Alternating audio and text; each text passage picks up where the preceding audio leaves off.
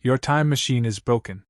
You are stranded in Japan during the Sengoku Jidai, the Warring States period of the 15th to 16th century.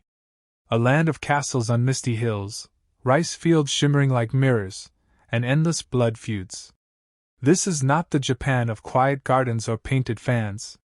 This is a world where warlords carve the land into shards, and men in lacquered armor spill blood for honor, ambition, or survival. You are a trespasser here. You do not speak their tongue, you do not understand their codes, and your strange clothes mark you as a foreigner. In a society obsessed with loyalty, obedience, and suspicion of outsiders, you are prey. If you want to live, remember these rules. First, the code of honor. Here, everything is dictated by Bushido, the way of the warrior. Honor weighs heavier than life.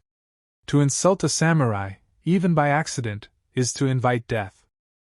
A wrong glance, a careless gesture, may be punished with a flash of steel. Bow low, avoid direct eye contact, and never touch a weapon unless invited. Survival begins with humility. Second, villages are both refuge and danger. Peasants till rice paddies under crushing taxes.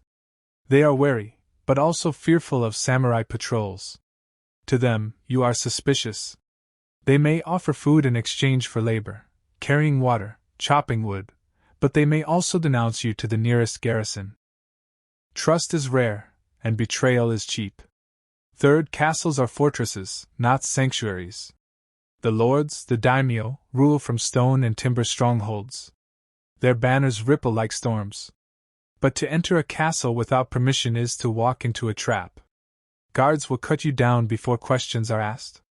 If you must approach, do so as a humble wanderer, never as an equal.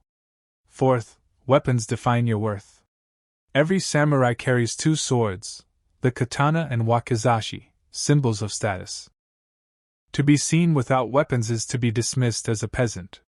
To carry one without right is to invite suspicion or execution.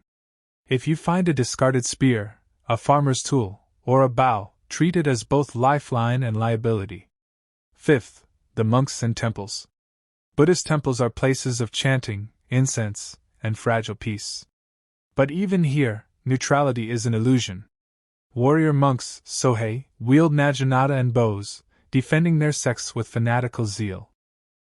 Approach temples with reverence, but know that even holy ground can bleed. Sixth, the seasons kill as surely as the sword. Japan is a land of extremes. Summer is humid, oppressive, swarming with insects that carry disease. Winter bites with snow, and mountains trap travelers in storms. Rain turns roads into rivers of mud. To move without preparation is to surrender your life to weather as much as war. Seventh, the spies and shadows. The land whispers of ninja, infiltrators who strike without warning. Some are myth, others flesh and blood. They climb walls, poison wells, vanish into forests. You may never see them until a blade is pressed to your throat. Fear not only armies and banners, but assassins in silence. Eighth, rice is survival. Forget gold, forget silver. Rice is life. Every grain feeds armies and sustains lords. To hold rice is to hold power. To steal it is a crime punished without mercy. To earn it is to live another day. If you can trade labor for a bull, you have bought hours of existence. Ninth, death is close. Battles erupt suddenly. Muskets crack, arrows darken the sky, war drums thunder. Soldiers clash in fields that become oceans of mud and blood. Civilians are trampled, villages burned, families scattered. You are not protected by neutrality. To be in the wrong place is to be cut down as easily as any soldier. 10th, never forget you are foreign. Your face, your clothes, your silence when questioned, all betray you. In the eyes of samurai, you may be a spy from strange lands. At best, you are pitted. At worst, executed. Blend in by working, bowing, and avoiding pride. The less you are noticed, the longer you survive. The Sengoku world is beautiful but merciless. Cherry blossoms fall on battlefields. Bamboo groves hide ambushes. Temples chant prayers for peace that never comes. Here, every day survived is victory. But victory is only borrowed time. How to survive among the samurai. Bow lower than you think necessary. Speak less than you want. Trust nothing, not the rice, not the peace, not even the silence of night. Because here, in the age of endless war, survival is not a right.